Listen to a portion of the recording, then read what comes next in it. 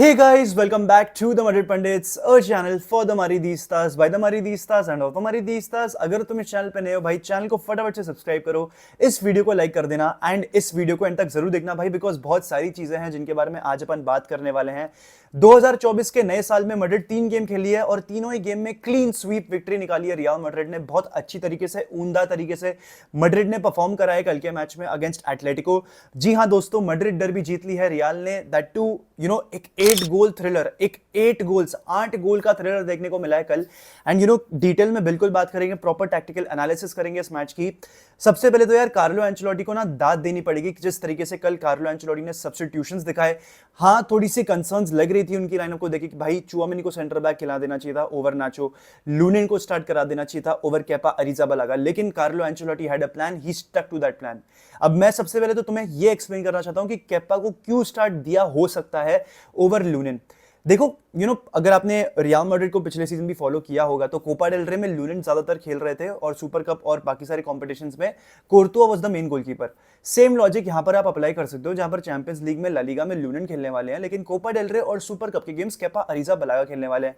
एक पॉसिबिलिटी ये हो सकती है, या दूसरी पॉसिबिलिटी आप ये मान के चलो कि कार्लो एंचेलोटी कहीं ना कहीं मेंटली प्रिपेयर्ड था कि अगर ये गेम पेनल्टीज में आता ना तो केपा अरिजाबलागा होना चाहिए उन पेनल्टीज को रोकने के लिए, बिकॉज पेनल्टी स्पेशलिस्ट है केपा।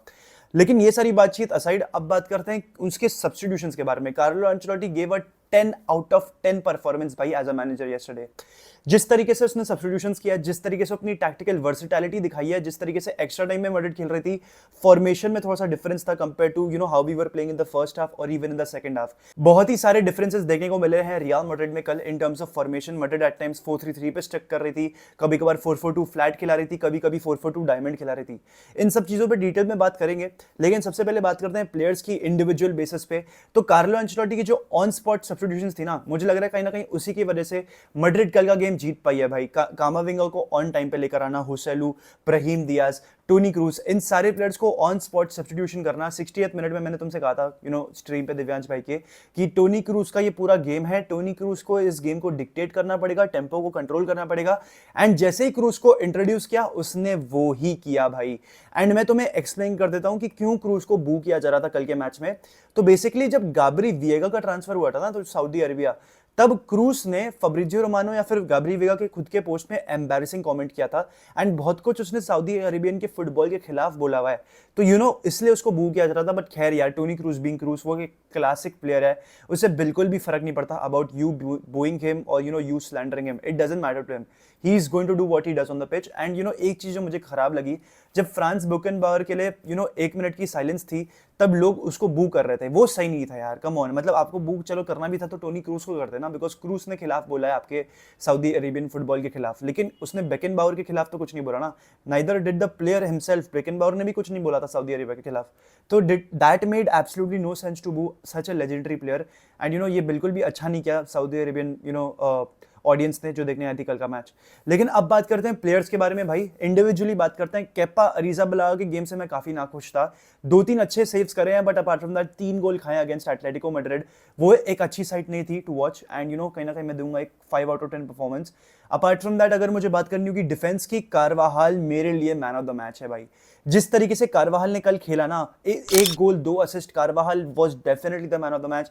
जिस तरीके से उसने ऑन टाइम आके गोल मारा है एंड जिस टेक्निक से मारा है, तुम बस उसकी टेक्निक देखो, ऐसा भी नहीं कि he just went for the shot, proper technique से बॉल को चिप करके गोल मारा है भाई, विद द प्रॉपर प्रिम प्रॉम एक्यूरेसी। ये ना लेजेंडरी प्लेयर्स की कर सकते हैं, प्लेयर्स विद एक्सपीरियंस कर सकते हैं। यहां पर अगर मैं और डिफेंडर्स की बात करूं तो आई थिंक रूडिगर की गेम टॉप नॉच थी, जिस तरीके से अपनी बॉडी को इनलाइन ला रहा था to make some important clearances, वो बहुत ही काबिल तारीफ होना चाहिए for Antonio Rudiger. And he is definitely the best centre back in the world. जिस तरीके से वो चार्ज करके बॉल छीन रहा था, जिस तरीके से वो इंटरसेप्ट कर रहा था, वो सच में काफी अच्छा खेल रहा था कल। तो Rudiger for me 9 out of 10 performance for sure. Karwal की अगर मैंने रेटिंग नहीं दी है तो मैं 10 आउट ऑफ 10 उसके लिए भी दूंगा। आगे बढ़ते हैं, बात करते हैं नाचो फर्नांडिस के बारे में। तो यार मैं काफी नाखुश था नाचो के गेम से, क्योंकि देखो पहले 2 गोल जो थे ना, जो ग्रीजमैन का भी गोल था और आप बात कर लो पहले वाला मुराटा वाला जो हेडर वाला गोल था, दोनों ही गोल को कहीं ना कहीं रोका जा सकता था। सॉरी, मुराटा वाला गोल नहीं, हरमोसो वाला गोल जो फर्स्ट गोल था एटलेटिको मैड्रिड की तरफ से। नाचो को मैन मार्किंग थोड़ी सी और सॉलिड करनी चाहिए थी, थोड़ा सा और स्ट्रिक्टनेस, थोड़ा सा और डिफेंसिव रिजिडिटी दिखाना चाहिए था नाचो को, जो उसने नहीं दिखाया, जिसके चक्कर में मैड्रिड ने गोल खाए हैं। इसलिए मैं उसको 5 आउट ऑफ 10 की परफॉर्मेंस दूंगा। एंड पेस कहीं ना कहीं नहीं था नाचो के गेम में, तो he was very very off. Ferland Mendy ने सरप्राइजिंगली गोल मारा भाई। Ferland Mendy, can you believe it? क्या तुम बिलीव कर पा रहे हो कि मेंडी ने गोल मारा out of all the players available?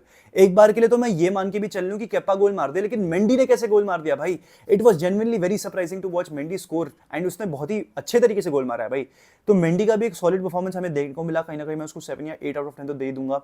Apart from that, अगर मिडफील्ड की बात करें, भाई भाई भाई भाई Luka Modric had a good game, ठीक है। लूका मॉड्रिच डिक्टेट कर रहा था टेम्पो। लूका मॉड्रिच गेम में प्रॉपर मैड्रिड की कॉम्पैक्टनेस को मेंटेन करके चल रहा था। गेम का स्विच, बॉल रिसाइकल करना, गेम के फ्लो को स्विच कर देना, प्ले स्विच कर देना, वो लूका मॉड्रिच बहुत ही एफर्टलेसली कर रहा था। एंड इसलिए मॉड्रिच को ना मैं प्रॉपर 8 आउट ऑफ 10 दूंगा। थोड़ी सी लाउजी पासिंग करी है in the first half, but apart from that Modric was also very good.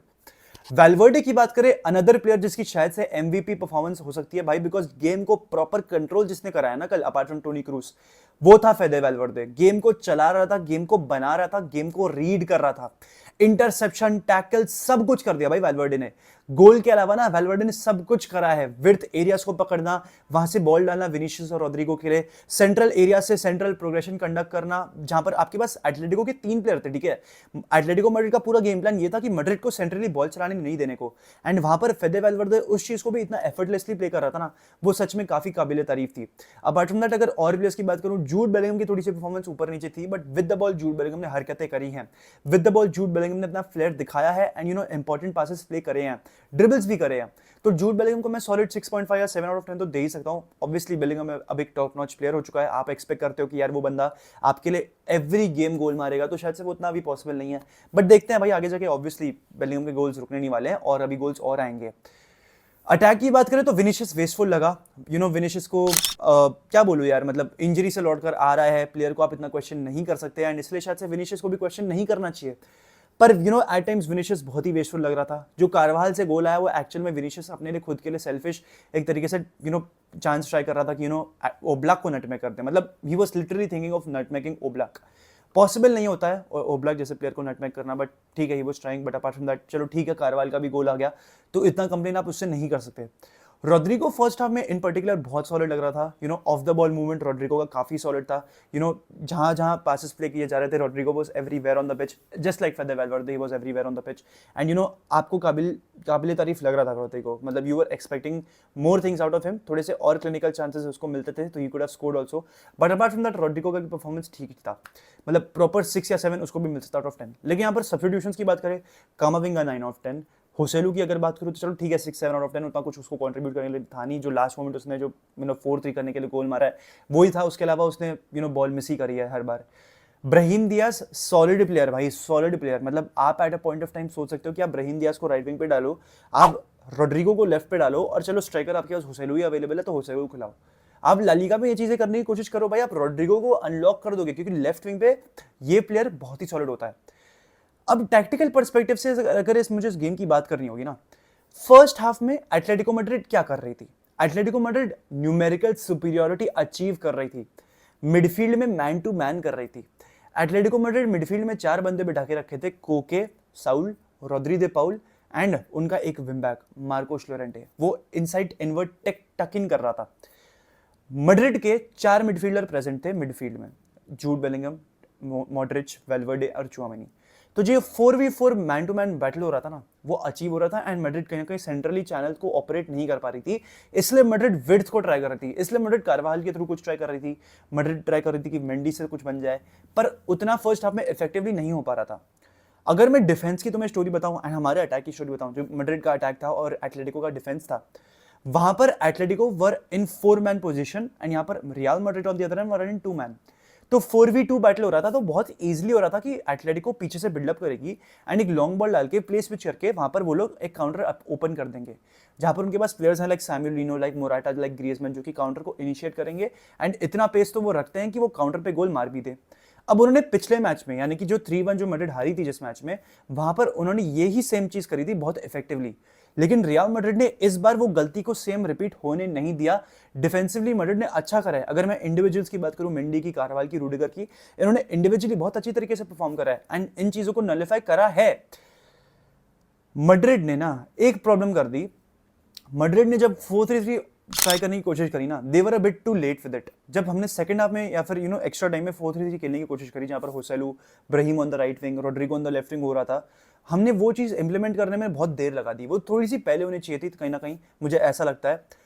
Apart from that लोग अब पूछने लगेंगे कि जूड बेलिंगम को लेफ्ट मिडफील्ड क्यों गिराया जा रहा है, कैंप पे क्यों नहीं गिराया जा रहा है। भाई आइसोलेट हो जाता अगर वो नंबर 10 खेलता तो। आप देखो एटलेटिको मैड्रिड एक ऐसी टीम है जो कि सेंट्रली से आपको ज्यादा चांस नहीं देगी। आप डिस्टेंस से भी गोल नहीं मार सकते सेंट्रली एटलेटिको के सामने। आपको अगर कुछ ट्राई करना है ना, तो आपको वाइड एरियाज पे ऑपरेट करना पड़ेगा, जहां पर विनीशियस एंड रोड्रिगो बहुत ही हार्मफुल लगते हैं। अब एटलेटिको काउंटर कर रही थी मैड्रिड को ऑन द वाइड एरियाज, जहां पर Madrid at times 2v3 situation create कर रही थी, जहां पर Madrid at times 2v1 situations create कर रही थी।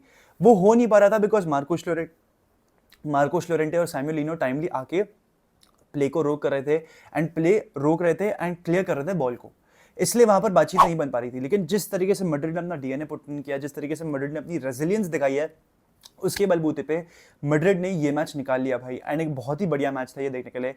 मैं पर्सनली अगर मैं तुम्हें अपना खुद का बताऊं ना, इस मैच को और ढंग से एनालाइज करने के लिए मैंने मैच फिर से देखा भाई। एंड ये मैच जेन्युइनली बहुत ही मतलब एटलेटिको ने जो बिल्डअप करा, जो सेट पीसेस पे प्ले करा, वो भी काफ़ी अच्छा था। और मैड्रिड ने जिस तरीके से उन सारी अपॉर्चुनिटीज़ को काउंटर करा ना, वो भी काफ़ी अच्छा था। बट दोस्तों यही था मेरा रिव्यू। अगर आपको मेरा रिव्यू अच्छा लगा तो प्लीज़ लाइक कर देना, वीडियो को सब्सक्राइब कर देना मैड्रिड पंडित्स को। एम करते हैं 11.4 के जल्दी से जल्दी हो जाएं। विद दिस यार हाला मदरिद इन अल्मास हस्ता अल फिनाल वामोस रियल सू peace out, take care boys.